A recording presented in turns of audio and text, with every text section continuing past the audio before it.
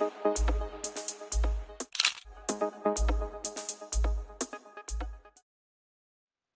up, guys? Justin Haugen here. I wanted to talk to you guys a little bit today about how to do a composite. So we're going to cover the steps that you take while shooting on location. Typically in a wedding environment is when I do this, and I want to give you some fast tips to make it quick, so that way your subjects aren't standing there like idiots for the whole time, and that we can get through it fast and get all these photos into Lightroom, into Photoshop.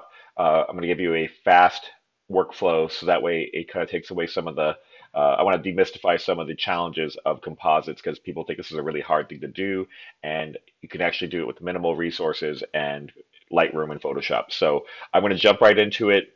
You can follow along in my Lightroom workflow here and see how I do it, and I'm just going to talk while I work. So follow along, and if you have any questions, feel free to leave them in the comments after I post this video. So, all right, so I'm going to start with a composite I did from a wedding recently. I've got about 5 or 6 images here. And starting off, I'm just going to talk a little bit about the process here. So what I do is I position the subjects in the groupings that I want them, and then depending on how close I have people to each other, or if they're individuals, it varies how I position my light and where I'm going to stand, and have my assistant stand and light my subjects. So in this photo, you can see that I've got groupings of 3 bridal party members plus 2 for the bride and groom. And so what I chose here was to work with the mag sphere. And so I had my assistant stand about 3.5, 4 feet away from the subjects, because I need enough spread of light to cover all the subjects in the scene, in that particular posing. And then as I take the picture, I have the subject move to the next frame, frame by frame. And I usually snap a few photos per grouping, because I want to make sure that people aren't blinking in the photo, because there's nothing worse than shooting a 7 or 8 image composite and you get the pictures into Lightroom later on, and then you find that somebody had blinked or made a weird expression or sneezed, and you got only 1 frame of it. So try to snap 2 or 3 frames just to make sure you got enough frames of people not blinking. So as I move through the sequence here, you'll see my assistant. Actually, this time I made use of a wedding party friend who was hanging out, and I think he was one of the parents of the kids that were in the wedding party. So I put him to use, because my second shooter was doing work with the doing taking pictures of the cocktail hour, and I wanted to do this photo. So sometimes I just grab people. I'm like, hey, can you hold a light? And I can usually talk them through it. And if you notice, I'm with the positioning of the light. I want to make sure that the hot spot of the light is in the center of the grouping. So I want that light dead center with the middle person in each grouping, so that way the light spread will reach evenly to the people on the outsides of it too. Because if the guy here had been putting the light on the person on the far right, you would have had more light drop off towards the outer edge, so the guy on the far left would have been darker. So I want to make sure I have a consistent exposure frame to frame. So the next shot, I aim for the space, have them aim for the space between the bride and groom, and then the next frame. And I already see some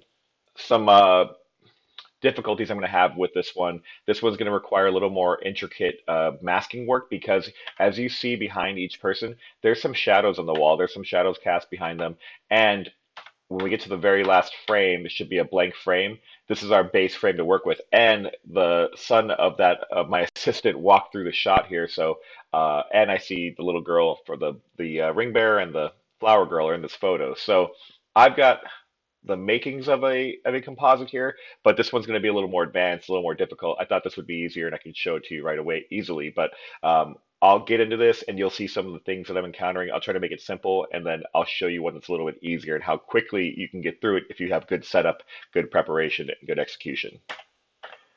So first off, I've got all these images together.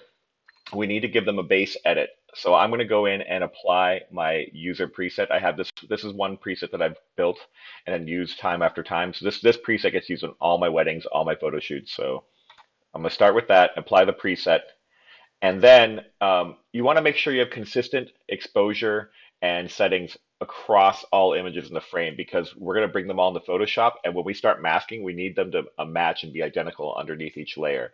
So I'm going to pump up the exposure a little bit. I like to play with the shadows a little bit, just bring back some shadow recovery here. I might push the exposure a little bit more, and I want to bring a little bit of highlight recovery so that way I don't have that such a hot spot on there. And don't be afraid to do some local adjustments here. In this case, I might bring in a local adjustment and bring the exposure down just a little bit. This guy's a little hot here, so I might bring him down just a little bit off that shoulder. Make sure you have a good feather set to your adjustment brush because it will help you um, kind of blend in that adjustment so it's not so obvious. And of course, stay within the lines. If you start going out, you'll see that I'm going to brush in, a darker area outside of it. We want to avoid that.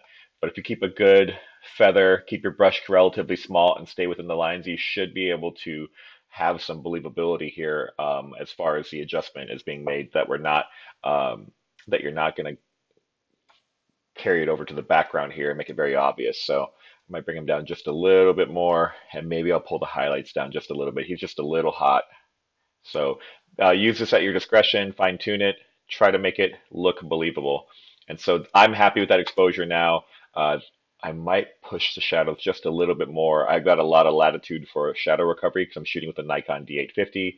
If you're shooting with any newer DSLR like the 5D Mark IV from Canon or the Sony A7 III, you have a lot of latitude in post to push shadows and still have clean, low noise images. So I'm happy with what this looks like. I think we're going to go to the next photo. So now I want to apply this across all of the images. As you notice the next photo here, that's what the stock image looks like. So with no settings applied. So I'm going to go back here, I'm going to click on the first image that I edited, hold shift, and then select the entire sequence of images, and now hit sync over here in the right corner.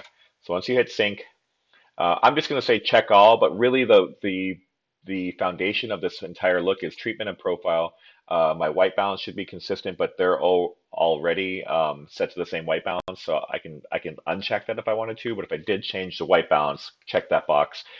Basic tone. This is very important. Have all of these checked because we want to match those settings, image for image. Tone curve. A big part of my look is built on the tone curve. I have some clarity adjustments, sharpening, colors big.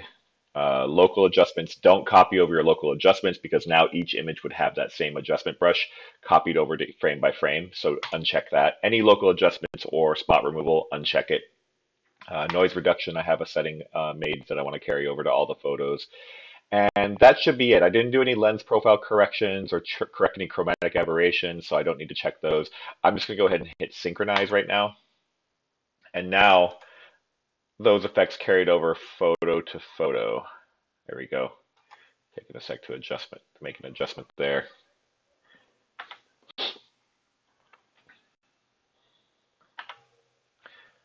Now, typically when I do these kind of composites, I'm working with maybe one person at a time, and you really want to have your subjects further from the background because it's going to pose problems when you have light spill and the light carries over. You start getting shadows in the background. It's going to make the work a lot harder for you in post. So this is a part where you might get a little scared off from what we're doing here. But hang in with me and I'll show you how easy it can be. So now that we have all the images where I want them to be exposure wise, everything matches over the settings. This guy's a little dark here on the outside, so I'm going to go in and give him a slight adjustment. I want to bump him up maybe half a stop because he's darker than the bridesmaid and the groomsman to the right of him.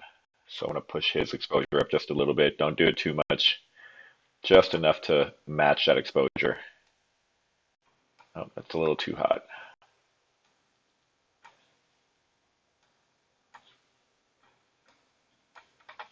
I think I'm good with just bumping his face up because he was a little dark. All right, so that image is good. Next photo.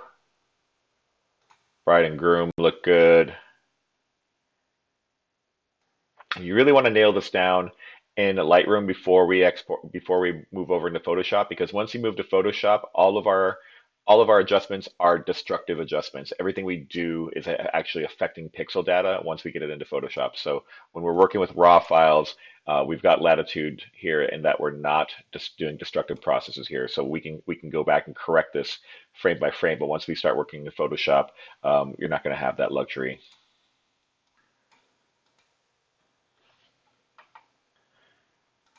All right, that one's good. And then the last frame here. They look good. She's maybe a little dark here on the edge. I might bring her face just a little bit up. I'm looking for subject legibility. I want my subjects to be the most prominent part, recognizable part of the scene against the backdrop. And then the last photo is my blank frame. You may or may not have to use a blank frame, but it's a good idea good practice to have it.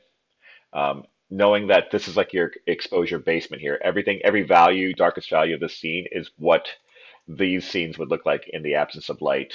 Um, so now that I've got all these together, that's 6 frames. You can just right click on any of these images in the group and you want to go to edit in.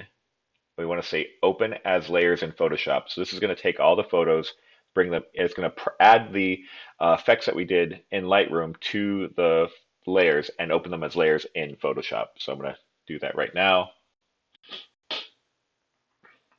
And just talking a little bit about shooting these composites in the first place. I do these relatively quickly. I can shoot a composite. I can pose a composite setup in probably under a couple of minutes, and then I can shoot it within like 30 seconds to a minute. And so I tell all the subjects to stand extremely still. It's very important that they all stand still. Some people are going to shift. It happens, but tell them to stay as still as possible. That they've got to stay still. Explain that you're shooting, 6 or 7 images, and that they have to stay still during that sequence. And then when you shoot it, I don't use a tripod. I do it all handheld. I don't have time to lug around a tripod on a wedding day. I hate tripods. I barely own them. So I do it all handheld. And so in an instance like this, like I would center focus on the bride and groom or use a lower focus point on the bride and groom. And my goal is to keep that focus point right over the middle of their faces, as close as possible. So that's my reference point, image to image. So if I shoot a couple photos, go to the next frame, and I feel like I'm shifting off a little bit, I always remember that that focus point is framed right over the subject's faces, so in the middle. So I keep a reference point. You can shoot it handheld, and you have a little bit of latitude. So I'm going to show you something really cool that Photoshop does here. So you can see all of our layers are loaded in now, and it's literally it's magic how great Photoshop does this. So hold Shift, click your top layer, click your bottom layer. So select all those layers, hit Edit, and then go to Auto Align Layers. It's magic. Watch this. Just leave it on auto. I don't mess with anything else. And then hit OK. And it's going to do a process bar. It's going to align all these layers. And now all of these layers are matched up. So as you unclick, you'll see that geometrically everything lines up. Boom, like that. And so now here comes in the hard part. What we're going to do now is we're going to add a layer mask to each of these layers. And for the uninitiated, what a layer mask is, what it does is it adds a little, try to find the right term for this. You add this mask to it, and basically what it is you go in here and you pick your brush tool. Any white area on the mask will show up on the very top layer of this image. Anything black will reveal through to the bottom layer below it, the layer below it. So what we're going to do here is, and I'll show you how that works here. This is a white layer mask, so the entire layer is being revealed. But if I go in and brush black over it, I will reveal the layer below it. Just like that, it's magic. And so there's a couple ways to do this. How I like to do it is I start with the layer mask, and if you hold the Alt key and press the layer mask, it'll automatically black out the entire thing. So every layer I hold Alt and click the mask key, we see the layer goes away.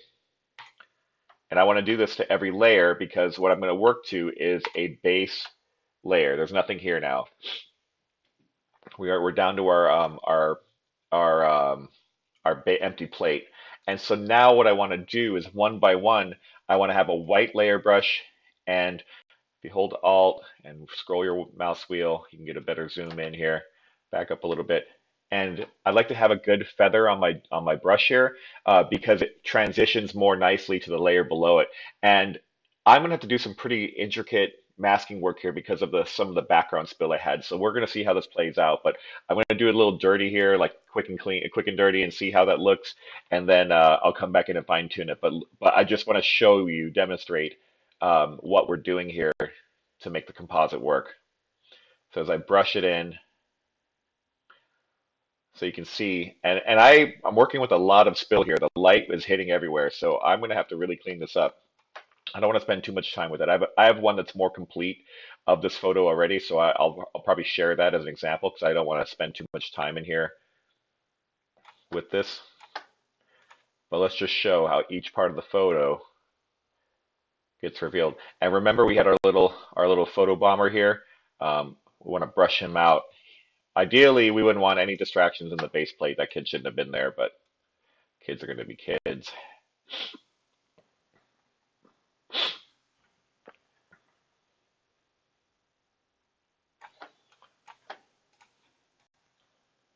There you go.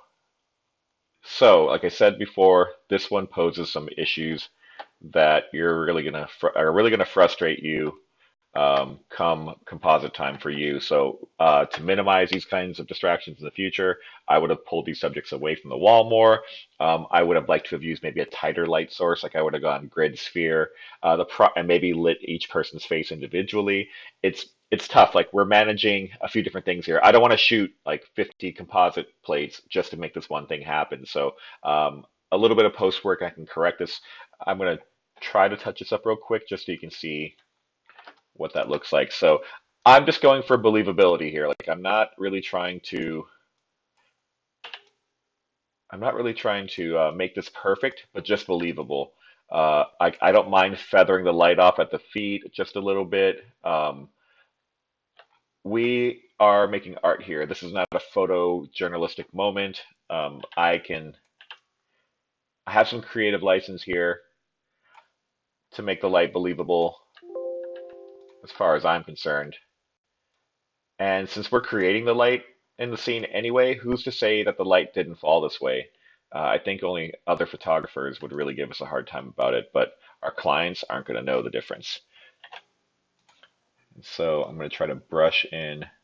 What's going on here? Oh, I had the little girl in front of the picture here. I tried to brush into the scene below them, and I started seeing a color that I wasn't familiar with. So I might have to darken that up myself, um, or mask it in layer. So yeah, I'm not happy about the light back there, so I wanted to clean it up. But as soon as I started to do it, the little girl started to show back in, so she's kind of haunting my image still here. Unfortunately, I don't have a plate with her lit in the photo. That would have been very helpful. I'm going to come in here, and remember, black will erase away the layer, and white will bring it back. And what's cool about this is if you make a mistake, you can fluctuate back and forth between the two. So I can mask in and mask out, really know with relative ease here. So you're not going to make any mistakes. Don't feel like you're going to ruin this image. You can always undo what you just did. So keep your fingers locked into the Control Z. I think Control Z, Control Alt Z to undo, redo, or Control Shift Z and Control Z just to alternate back and forth between different states in the history. So you can undo what you just did and just experiment. Don't be afraid to make mistakes. I think everyone gets really timid about working on their files and they think they're going to make a mistake. Just go for it. Trial and error like that. I think the trial and error spirit will get you a long way in photography and in photo editing. So I'm just trying to brush this in very believably. And as you can see, if I get a little too close into the feather, I start to encroach upon his exposure and it's not very pretty. So I'm going to show you how to correct that. So now I want to come in here, I want to right click. And if you're using an Apple or a Mac computer and you're using one of the Apple mice, I guess it's Apple or Control click, but really you should get a 2-button mouse because that Apple mouse is atrocious. Fight me. All right, here we go. So now I've picked a harder brush edge, a little bit smaller of a brush, and I want to get in here and fine tune it just a little bit. But man, I am kind of ruining some of that feathering I had going on. We'll see how this pans out. He's a little brighter here. And you know, we're zoomed in all the way here, and I think this is like a 45 megapixel file. I think I went full size here. I'm not sure if I'm crazy about that. I might let that pass here and go back to a bigger brush with more feathering going on. I'm just going to kind of paint him in a little bit better.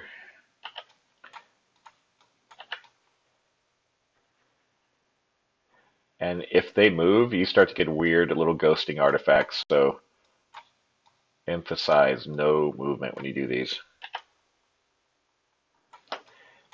And also shoot a backup frame. If you shoot this and it doesn't work out, um, shoot a safety shot. Shoot one exposure that you make sure you have it, because no one has to remember that you did this. In fact, like sometimes I think people are worried, like if I do this and it's not successful, are the clients going to ask for it? Shoot a safety shot.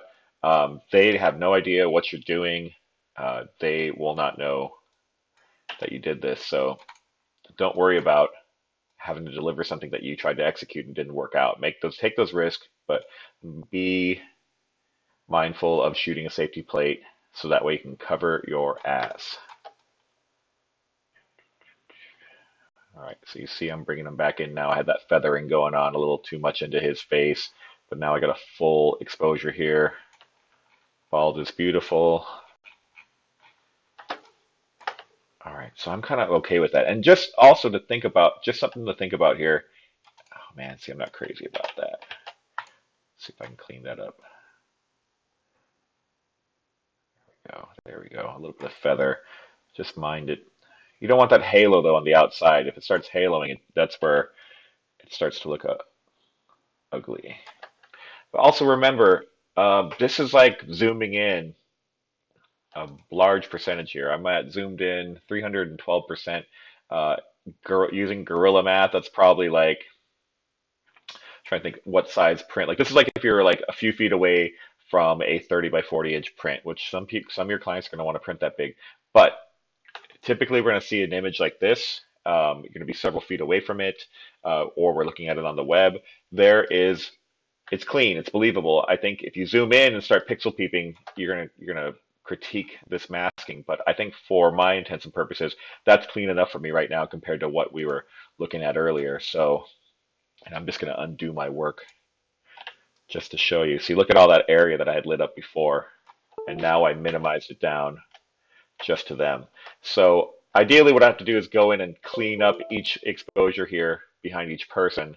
I really don't want to do that because I want to make this video quick for you guys. So I'm going to open up a version of this photo that I have so you can see what it looks like when it's complete, because I've already done this one for these clients. So I'm going to show you what the finished version looks like. And I think you can even go back to, oh, my video ended. Are you serious?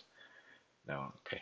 My live video of my face is gone, but I'm going to keep talking here because I'm still recording. So testing out some equipment here for the first time. All right, so here is that.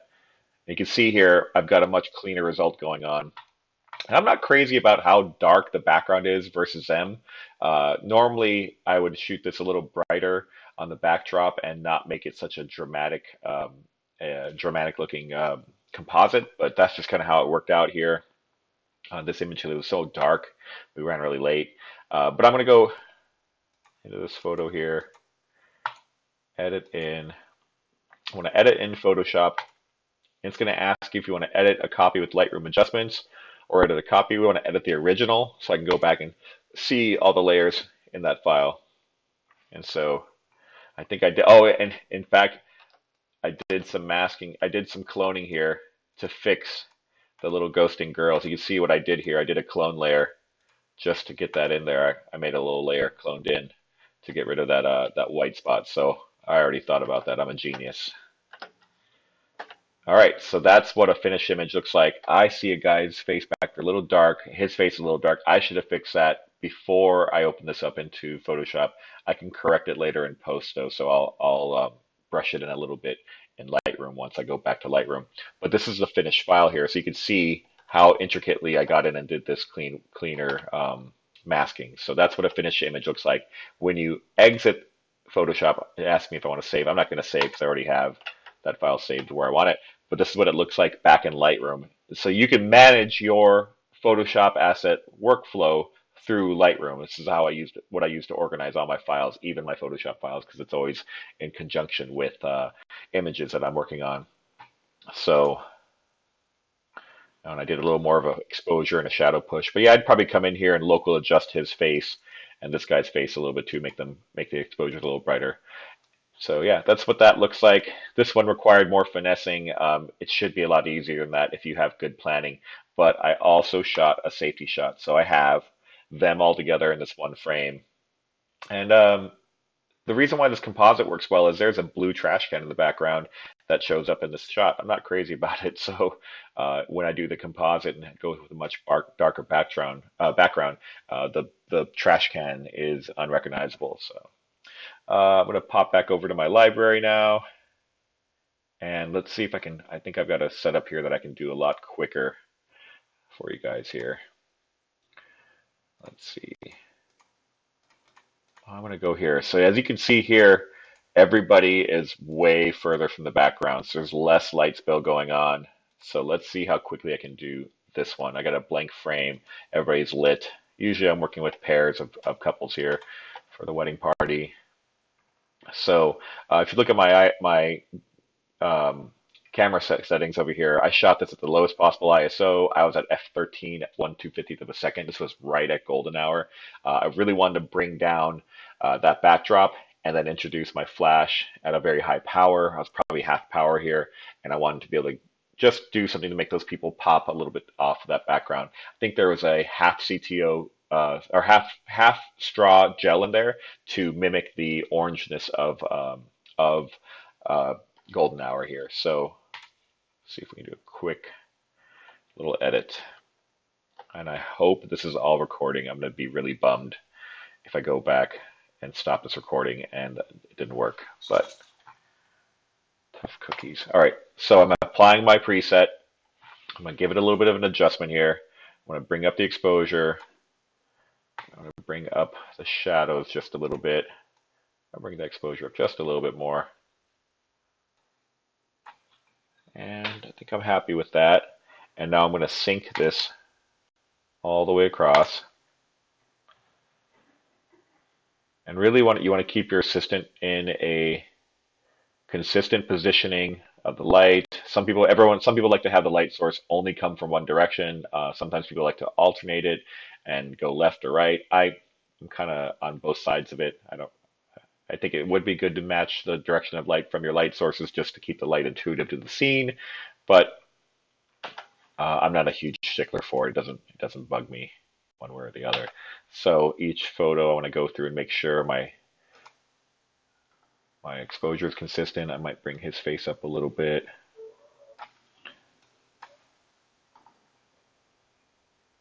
They look good. Next frame. And as you see here, oh, no, I'm still coming from the left. I probably should have came from the right because you can tell from the shadows in the background that the sun is off to the right. But I did it all from the left, so at least I'm consistent in that way. All right, they're a little dark. I think he's a little further from them. I want to bring them up just a little bit. Get yourself a really good gaming mouse. I'm using a Logitech. I can't even remember what model it is. It's got like 18 buttons on it. So I've got all my hotkeys key binded to this mouse. So I don't even touch the keyboard half the time. So I can press buttons. It's all muscle memory now. And this stuff and if you do this stuff daily, invest in tools and learn new processes that will speed it up because the less time you spend in Lightroom, the more time you spend with your loved ones and your families and your friends because it's a major pain to be in front of the computer all this time. And any little tool you can pick up that speeds up your process, I highly recommend it. So look into a gaming mouse, learn how to keybind all of your hot tools to it. And if you want, you can message me or leave me a message in the comments and ask me what mouse I'm using. I'll be happy to share a link with you, and I can even share my profiles for my mouse so you can use the same key bindings. Let's see. Okay, that's all 5 photos, 6 if you count the base plate. They're all evenly lit. And I'm going to go in and select them all, right click. You can right click on the screen too, not just on the thumbnails, and go open as layers in Photoshop. I think it's doing it. There we go. This one's going to go a lot quicker than the last one. So if you set this up right and you get the process down, I can knock out simple composites in under 3 minutes, under 5 minutes. It's very quick, and it's worth it. So like some people probably don't want to bother with this much post work in their workflow. They'd rather get it right in camera or whatever. But that's to me like that's cool, but that's boring. Like if you can take the time to set these up and get this process down and offer this to your clients, like the groomsmen especially love it. Grooms love this stuff. When I do it for grooms, they get this like mafioso, super dark, like moody portrait. And um, I think guys have a hard time envisioning themselves and how they fit into the grand scheme of wedding photography. So I'm always trying to sell them on like how this process is going to feel. The girls already seem to love it. Like brides seem to love, like they know they're going to get their photos taken, they're going to be in makeup and they're looking good, but the guys are kind of timid about this process. So I when I do this photo for grooms and the grooms party, they go wild for it because at the end they see themselves at their most badass. So it's really fun to do this for your couples. So give it a try. Try it out in your next wedding. Plan out time for it. Put it in the schedule, and give this a whirl. I think you can do it. So okay, all 6 layers are loaded up now. I'm gonna go. I selected them all, so I held Shift, click that first layer, click that last layer, edit, and then we do some witchcraft here. Auto align layers. Hit OK. I see dust on my sensor up here because I was shooting at f13. All right, so now they're all auto aligned. And so my next process here is to hold Alt and hit the mask key. And I want to do it to every layer. Hold Alt, hit mask key. Select the layer, the next layer. Do every layer. Boom. And now we got our base plate. Oh, where did that come from? Hold on a sec. What did I do? I messed up. I'm going to back up here real quick. Oh, how'd that happen? Why does my last layer look like my first layer? Let me take a look here real quick. So I probably made a mistake. No, that should be in here. 229. Let's see. Why am I seeing that layer? That's odd. Something glitched out here. It literally added the last layer file, but it duplicated it from. That's weird. That shouldn't have done that. Okay. Let's try this again one more time. Probably cut this part out of the video. All right, select all of these, edit in, open as layers in Photoshop. And I'm happy showing you guys mistakes. When stuff like this happens to you, don't be discouraged by it. Repeat the process again. Try to figure out what's going on. You got to learn to diagnose problems like this and figure out what's wrong with your process. Maybe I made a mistake, so I'm going to try it again and see if I can duplicate that same result. Um, I think these are good learning moments to realize that like it's not always going to go smoothly, and you should give it another try. So luckily my computer is pretty fast here. We'll fire this back up. So it was at JAH1229.NEF file that was the problem file. I'm going to check it out at the top of the layer. Okay, it's good now. I don't know what happened earlier. All right, so all of my files are here. I'm going to auto align layers, hit OK.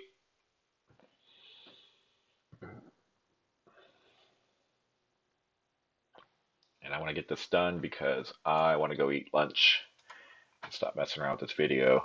Okay, hold Alt, hit the mask key, do this to every layer, super quick. Boom. Okay, we're all masked out now. So now I want to come in and paint in white because I want to reveal the parts of the image on each layer that I want to show. So I want to start with each layer. Got 385 pixels with a 35% edge hardness. I might bring that down a little bit. You got to be careful because if you get too close outside of the frame here, you'll start bringing in your assistant. This is Nick Jackson. He's here in the MagMod group too. Very helpful guy, talented photographer. He help me out in this wedding here in LA, the Hummingbird Nest Ranch. So I'm going to paint them in right there. Boom. First one done. Second one.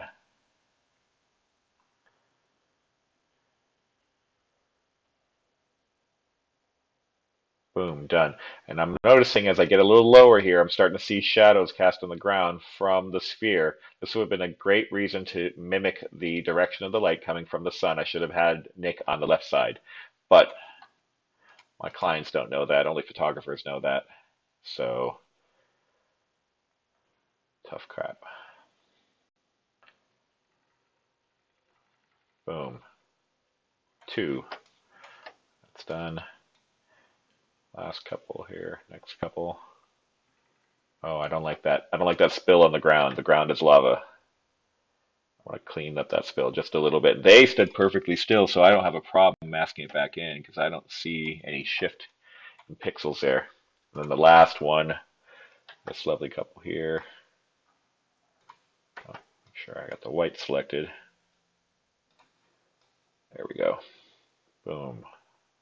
I'm definitely going to see some shadow on the, or some light on the ground here below them. Yep. So I got to brush that in a little clean there.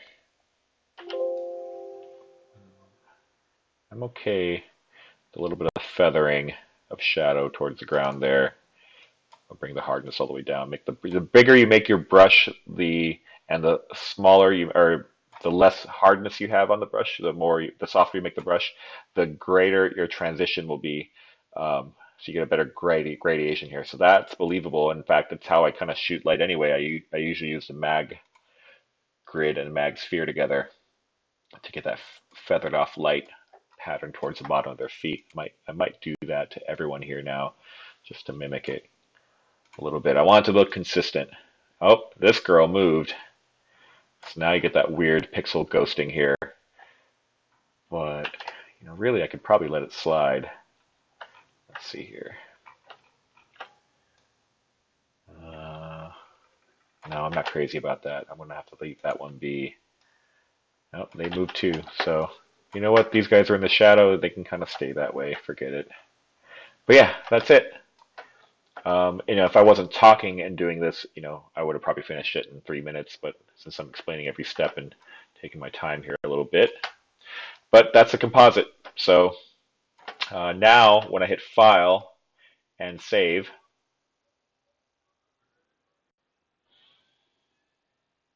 and you're going to save this entire artboard. This whole artboard is going to transfer over into Lightroom. So I'm going to show you an easy way to crop it. And these files aren't on an SSD, so it's going to take a little bit to save it here. Hang in there with me. Man, I hope this whole video recorded because I don't want to repeat any of this stuff again.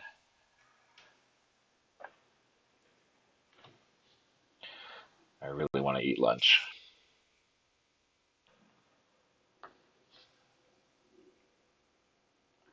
55% done. I'm going to count down every percentage. 57, 58, 59, 60, 61, 62, 63. Just kidding.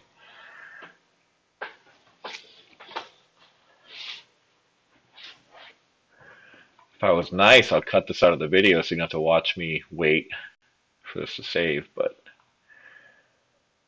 I don't know if there we go. We're done. Okay, so now I can close it. You Alt-Tab, go back to Lightroom. And now you'll see that the file is in there in the middle of all of your extra plates, your files. In the middle of it, you'll see that I got this this PSD file here now. But notice the artboard is here. So we're going to want to go into Crop, hit Constrain to Image, and boom, it already brings in the crop within the white, inside of the white portion. You also want to keep a 4:6 aspect ratio because that's what our cameras shoot in. If you're trying to keep the most area of the file alive for cropping later. Let's say close. Boom. That's our finished image. Note that on the right-hand side here, all of our sliders are reset to 0 because this is now a new file. It's no longer a RAW file. It's a PSD file. So anything you do here, it's like working with the JPEG file. So if I change white balance, it's not as flexible as it was when we were doing it to a RAW file. And so any changes in exposure or shadows here, we don't have as much pixel data as we did with those original raw files, but there's still some latitude in here. So if you want to come in and bring this up a little bit more, you're not going to hurt anything. But you start going too far up and you get wonky results. Like, yeah, it's just not as much pixel data there as there was in the raw files. So that's what it looks like. Thanks for checking this video out, and thanks for everybody that checked out my image that prompted this whole conversation here. If you have any more questions, leave them in the YouTube comments or here on the Facebook community. If you're not in the Magmod community, look up the Magmod community, hashtag Magmod community. I'm an ambassador for Magmod, and I shoot and love their products and use them on all my weddings and portraits. You can check me out on justinhaugen.com, Haugen. I'm also Justin Haugen Photography on Instagram and Facebook. It's facebook.com/Justin Photos. Thanks for tuning in, and I hope this video was helpful to you guys. Take care.